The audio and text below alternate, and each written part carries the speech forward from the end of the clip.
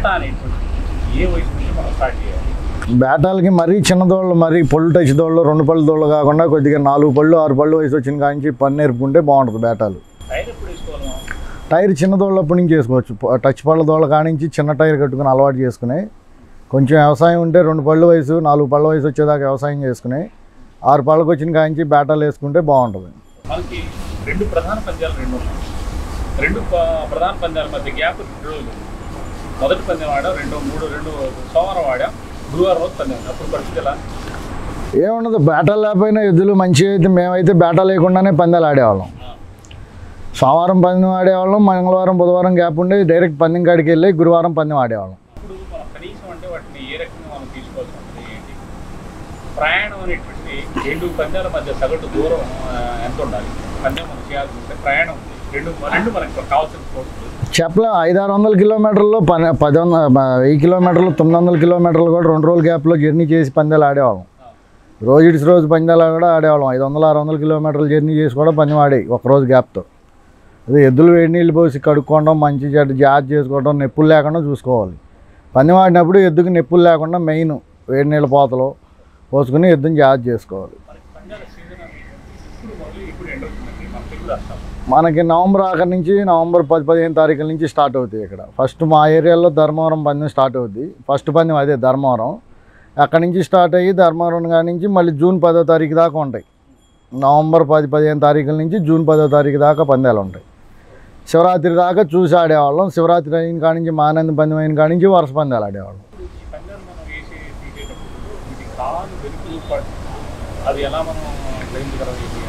చెప్పలేమండి, అది ఒకదానికి కాలు నొప్పి పడితే తగ్గదు, ఒకదానికి కాలు నొప్పి వస్తే తగ్గదు, ఒకదానికి వాతలు వేసేవాళ్ళం. ఓ సీజన్ వదిలేస్తే తగ్గేది, ఒక్కోదానికేమో తగ్గేది కాదు, పనికి రాకుండా పోయేవి. ఒక్కొక్కటి తగ్గి మళ్ళీ 2-3 ఏళ్ళు పందాలు అన్నీ ఉన్నాయి. అది మన చేతిలో ఉండదు, అది ప్రకృతి చేతిలో ఉండమే. సెట్ అయితే అవుద్ది, పోతే పోద్ది.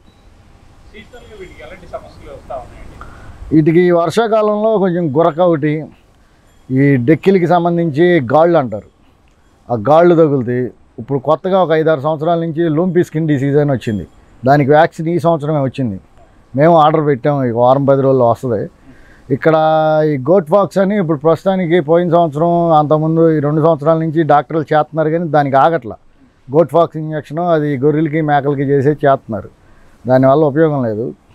అది వేరే ఎక్కడో బయట దేశాల నుంచి తెప్పిస్తున్నాము. ఒక 1 వీక్లో వస్తుంది. చిలకపాటి రాజీవ్ తెప్పిస్తున్నాడు, తెచ్చినాక మనాటికి కూడా వ్యాక్సిన్ చేద్దాం అనుకున్నాం.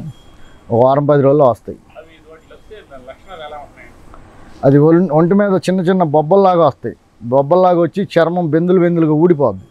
ఊడిపోయి సీంగ్ ఆరుతా, బ్లడ్ కారుతా బాగా ఇబ్బంది పడతా ఉంటాయి. ఒక్కోదానికి మూతి మీద, ముక్కుల మీద, కళ్ళల్లో, కన్ను రెప్పల మీద, చెవులకి, కింద మన ఆసనం దగ్గర విపరీతంగా వచ్చేసి చాలా ఎద్దులైతే చచ్చిపోతున్నాయి కూడా. చిన్న దోళ్ళు, పాలు తాగే దోళ్ళు ఎక్కువ శాతం పోయిన సంవత్సరం 3 నెలల నుంచి 6 నెలలు 7 నెలలు వయసు లోపు దోళ్ళు బాగా చనిపోయినాయి.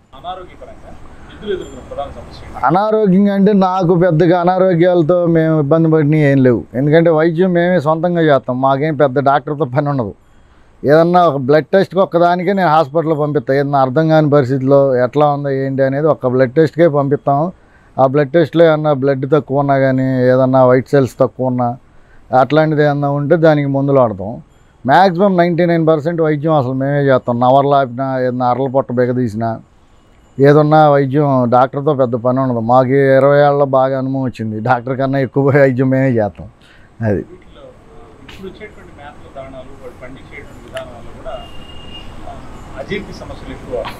పండించే దాంట్లో రావు, మనం పెట్టే దాంట్లోనే వస్తుంది.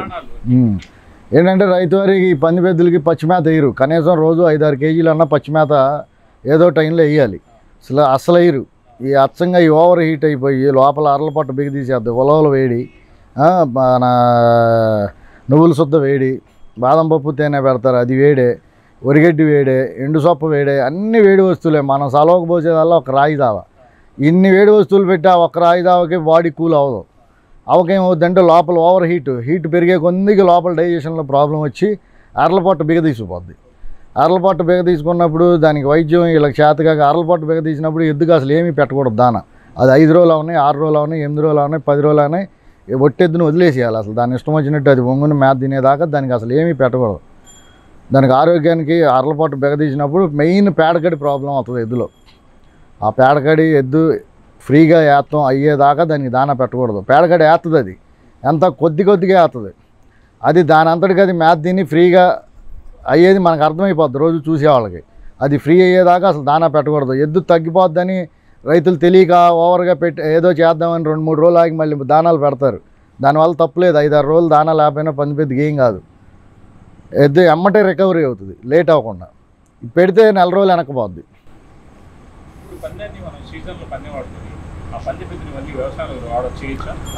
ఇప్పుడంటే పందాలు ఎక్కువ ఆడుతున్నాం కాబట్టి కుదరదు. అప్పట్లో పాతకాలం 20 ఏళ్ల క్రితం 25 ఏళ్ల క్రితం ఏంటంటే లిమిట్గా 10-15 పందాలు ఆడుకునేవాళ్ళు. వానాకాలం సొంత పని చేసుకునేవాళ్ళు వ్యవసాయం. మళ్ళీ జనవరి వచ్చిన కాడి నుంచి నవంబర్ డిసెంబర్ మేబీ సంక్రాంతి కాడి నుంచి పందాలు ఆడేవాళ్ళు. శివరాత్రి వెళ్ళేదాకా లిమిట్గా ఆడేవాళ్ళు. ఇప్పుడేముంది, ఇప్పుడు నవంబర్ నుంచి స్టార్ట్ చేస్తే జూన్ 10వ తారీఖు దాకా ఖాళీ లేకుండా పందాలు ఉన్నాయి. ఈ జూలై ఆగస్టు కూడా మధ్యలో 1-2 పందాలు తగులుతున్నాయి. ఇంకా ఖాళీ ఎక్కడ ఉంది అసలు? ఎప్పుడు 360 రోజులు ఆడుతూనే ఉంటున్నారు.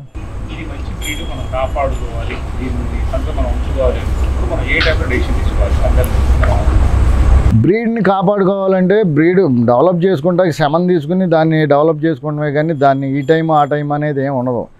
మనం ఇది మంచి లక్షణాలు ఉన్నాయి, ఐటమ్ ఉంది, బాడీ కుదిరింది, లక్షణాలు కుదిరినాయి, కన్ను కాలు బొడ్డు అట్ట అన్నీ కుదిరినాయి అనుకుందాన్ని మధ్యలో మనం శ్రమం తీసుకుని దాన్ని బ్రీడ్ డెవలప్ చేసుకోవాలనుకుంటే మంచి ఆవులు ఉన్న చాట ఆ శ్రమని ఇచ్చుకుంటా దాన్ని డెవలప్ చేసుకుని ఆ దోళ్ళు ఎక్కడ ఉన్నాయండి అనేది కొద్దిగా ఆరా తీసుకుంటే 10 దోళ్ళలో 1-2 మళ్ళీ పైకి వస్తాయి.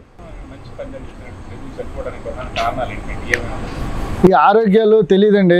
10-12 ఎద్దులు అసలు 12 ఎద్దులు మేపుతారు. 10-12 ఎద్దులు మేపినప్పుడు ఏం చేస్తున్నాయి, ఎద్దు ఏం చేస్తుంది ఏంటి అనేది అబ్జర్వేషన్ ఉండదు. జీతగాళ్ళు దానాలు పెడతారు, వెళ్తారు. రైతు ఎద్దు నవరేసిందా, పేడకాడేసిందా, ఉచ్చబోసిందా, ఎద్దు కండిషన్ ఎట్ట ఉంది, దానా పెట్టంగానే ఎమ్మటే నవరకు వచ్చిందా, లేట్ అయిందా ఏంటి అనేది పట్టించుకోరు. 10 గడ్డ మీద అశ్రద్ధగా దీన్ని చూస్తే దాన్ని చూడడం, దాన్ని చూస్తే దీన్ని చూడడం. ఎవరైనా అంతే, ఏ వానర్ అయినా నాతో సహా లిమిటెడ్గా 2 జతలు అనుకోండి అబ్జర్వేషన్లో ఉంటాం, కరెక్ట్గా మెయింటైన్ చేయగలుగుతాం. ఎద్దులు పెరిగిన కాడి నుంచి ఆరోగ్య సమస్యలు మనం చేయలేం, ఎవరైనా చేయలేం. అప్పుడు కంపెనీలు ఏముంది 10 ఎద్దులు ఉన్నప్పుడు పోతూ ఉంటాయి, దానికి సహజం అది.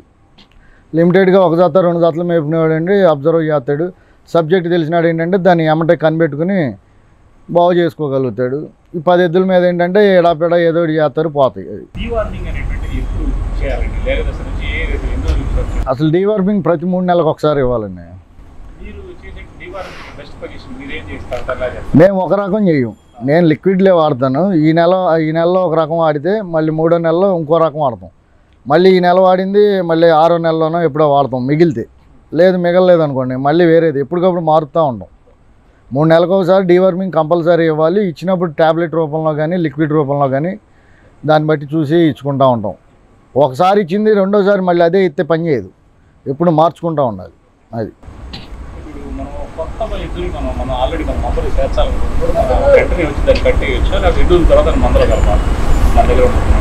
ఇది పందానికి కొన్నాయా లేకపోతే వ్యవసాయం ఎమ్మటే అంటే ఎద్దుని మన వాటిలో కట్టేసుకోవచ్చు తెచ్చుకుని. కాకపోతే ఏంటంటే అబ్జర్వేషన్లో ఉండాలి. ఎద్దు 10-15 రోజులు అసలు ఎద్దు కండిషన్ ఏంటి, ఎద్దుకు నొప్పులు ఉన్నాయా, ఎద్దు ఆరోగ్యం ఎట్లా ఉంది, ఎద్దు టయానికి మేత తిని ఎమ్మటే నవరకు వస్తుందా, టైం తీసుకుంటుందా, ఎద్దు దానా ఎంతవరకు కెపాసిటీ, దాని కెపాసిటీ ఎంతవరకు, తింటే పొట్టొబ్బకుండా ఎమ్మటే నవరకు వస్తుందా, ఎద్దుకే పొట్టొబ్బుతుందా, ఇవన్నీ చూసుకోవాలి. ముందు 15 రోజులు 20 రోజులు ఎద్దు అబ్జర్వేషన్లో ఉండాలి మనకి.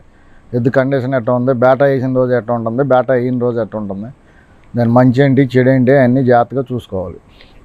అధిక శబ్దాలు దీపావళి టైంలో ఇప్పుడు ఈ మధ్యకాలంలో విపరీతమైన బాంబు శబ్దాలు వస్తాయి. ఒక ఎద్దుకి ఆవుగాని ఎద్దుగాని వెదురు కానీ భయం ఇవన్నీ లేకుండా చేస్తే మనం దాన్ని ఎలా అలవాటు చేయాలి? అది అలవాటు అంటే చిన్నప్పటి నుంచి మనుషుల్లో తిరిగే వాటికి ఆ శబ్దాలు ఏం పెద్ద లెక్క చేయవు.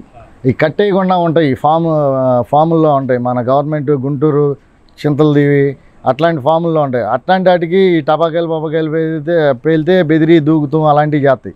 ఈ జనాల్లో తిరుగుతూ ఉంటాయి కదా, వీటికి ఆ ఇబ్బంది ఏమి ఉండదు. అది ఇంట్లోంచి బయటికి రాకుండా జనం కనపడకుండా కట్టేసి ఒక్కదాన్ని మేపుకుంటారు చూసారా, అట్లాంటివి అయితే బెదిరి పారిపోతాయి. ఇట్లా జనాల్లో తిరిగే వాటికి ఆ బెదిరి భయం ఉండదు. పందాలుగా టపాకాయలు మోగుతాయి, డప్పులు మోగుతాయి, రకరకాలుగా మైకులు మోగుతాయి, వాటికి అలవాటు అయిపోద్ది. కొత్తగా తీసినప్పుడు 1-2 పందాలకు ఇబ్బంది పడతాయి, తర్వాత ఆటోమేటిక్గా హార్ట్కి ఏముండదు. ఎక్కువ ఎంత టెంపరేచర్ లెవెల్లో ఎద్దు ఆరోగ్యంగా సస్టైన్ అవ్వగలుగుతుంది? 40-42 వరకు ఇబ్బంది ఏమి ఉండదండి. 40-42 వరకు ఏమి ఇబ్బంది ఉండదు. మే నెలలో మంచి రోహిణి కార్తెలో 12:30-1 గంట కూడా పందాలు ఆడిన రోజులు ఉన్నాయి. కాకపోతే దానికి తగ్గ జాగ్రత్త చేసుకోవాలి మనం. ఆ రోహిణి కార్తె పందాలు అప్పుడు ఏంటంటే బాగా ఎండలు ఎక్కువ ఉంటాయి. మ్యాక్సిమం 40, 42, 45 కూడా ఉంటాయి. ఆ టైంలో ఏంటంటే మనం కొద్దిగా బార్లీ నీళ్ళు, కొబ్బరి నీళ్ళు, ఎద్దుల బాడీ చలవ కొత్తానికి వాడుకుని ఎద్దుల ఆరోగ్యం ఏంటో చూసుకుని కొద్దిగా దానాలు తక్కువ పెట్టుకోవాలి. ఆ టైంలో ఎండలు ఎక్కువగా ఉన్న టైంలో ఎద్దుకి 1 అరకిలో దానా తక్కువ పెట్టుకుంటే ఎద్దు ఆరోగ్యం బాగుండా ఉంటుంది. ఎద్దు ఏదైనా ఎండ దెబ్బ తగిలినా కానీ ఎద్దు ఎమ్మటి రికవరీకి వస్తుంది. ఈ ఎండ దెబ్బ తగిలినప్పుడు ఏమవుతుందంటే లోపల దానా అరగదు. మనం కంటిన్యూగా అదే దానా పెడతాం. వేసవకాలం అసలు ఎప్పుడు కూడా దానా 1 అర కేజీ తక్కువే పెట్టాలి. మేము అసలు శివరాత్రి వెళ్ళిన కాడి నుంచి బాగా తగ్గించేసేవాళ్ళం దానా. ఇప్పుడు 6 కేజీలు పెడితే అప్పుడు 4-4.5 పెట్టేవాళ్ళం 2 పూటల మీద. అంత దానా తగ్గించేవాళ్ళం. కేజీన్నర దానా తగ్గించేవాళ్ళం. ఎద్దు ఫ్రీగా ఉండాలి ఎండల్లో. ఎందుకంటే ఎద్దు ఎండలకు ఇబ్బంది పడి ఎప్పుడు ఎక్కువసేపు పడుకోవాలని చూస్తుంది. ఎద్దు నవరేద్దామా, ఫ్రీగా మేత తిని ఉందామా అని ఆలోచన చేయదు. పందాలు ఆడుతూ ఒళ్ళు నలిగి ఎండలకి ఉడక్కి ఎద్దు ఏంటంటే ఎంతసేపు పడుకుంటా చూస్తుంది. అప్పుడు డైజెషన్ తగ్గుద్ది. ఆ తగ్గినప్పుడు ఏంటంటే మనం కూడా దానా తక్కువ పెడితే ఆ 2 నెలలు ఆ విలువ ఎద్దు ఆరోగ్యం చెడకుండా ఉండాలి. కానీ ఎద్దు బలం తగ్గినా ఎప్పుడు ఏం కాదు. పందిపెద్దుకి ఆరోగ్యం చెడిపోతేనే ఎద్దు పాడైపోద్ది. కొద్దిగా కండ మీద పాకుడు తగ్గినంత మాత్రాన ఎద్దు ఏమి పందిని తోలు లేకుండా ఏమి ఇబ్బంది పడదు. వేసవకాలం 1 అరకిలో దానా తక్కువ పెట్టుకుందా ఎద్దు ఆరోగ్యంగా ఉంటుంది. అది తెలియక రైతులు విపరీతంగా దానాలు పెట్టి వాటిని పాడు చేసుకుంటారు. అది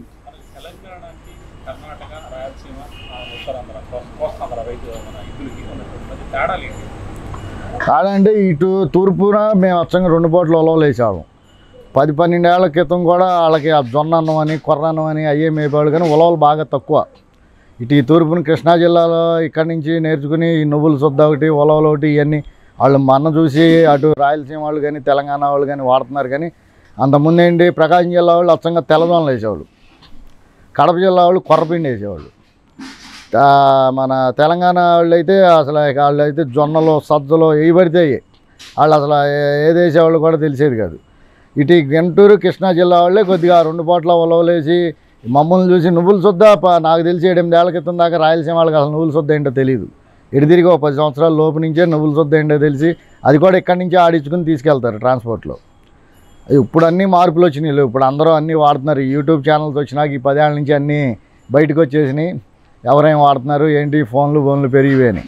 10 సంవత్సరాల క్రితం అసలు రాయలసీమలో ఎద్దుకి ఏమి వేయాలి ఏంటి అనేది వాళ్ళు ఈ నువ్వుల సుద్ద ఇవన్నీ ఏమి వేసేవాళ్ళు కాదు. వాళ్ళు ఇక్కడ మన కృష్ణా జిల్లా, గుంటూరు జిల్లాల నుంచి చూసి నేర్చుకుని ఇవాళ మేపుతున్నారు.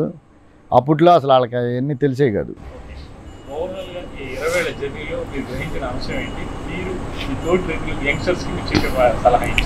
యంగ్స్టర్స్ని అయితే అసలు ఈ ఫీల్డ్లోకి రావద్దనే చెప్తాను నేను.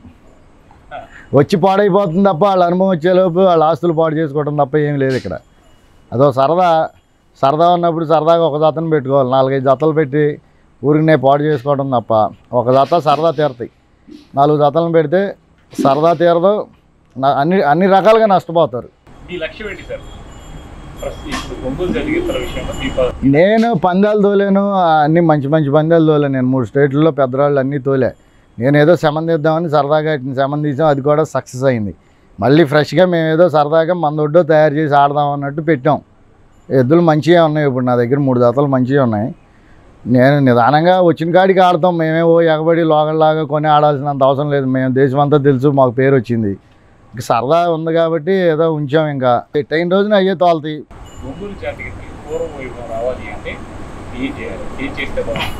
పూర్వ వైభవం రావాలంటే అసలు ఇవాళ వ్యవసాయం చేసేవాడే లేదు. ఇంకా వైభవం ఎక్కడి నుంచి వస్తుంది?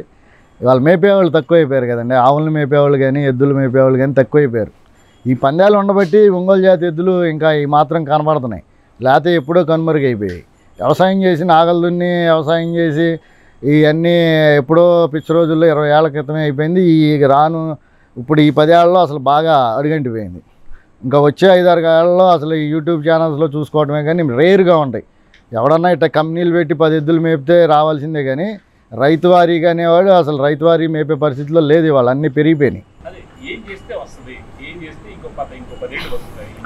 ఏం చేస్తాం అంటే రైతువారీగా మేపితేనే ఆవుల్ని అందరూ తల ఒక ఆవుని, ఇండస్ట్రియలిస్ట్లో 4 ఆవుల్ని ఇట్లా ప్రతి ఓపిక ఉన్నాడల్లా 10 ఆవులను మేపితే ఏయోటి 10 దూడలు పుడతా ఉంటాయి, కనపడతా ఉంటాయి. ఎవరికాడు నాకు ఎందుకని తీసేస్తున్నారు.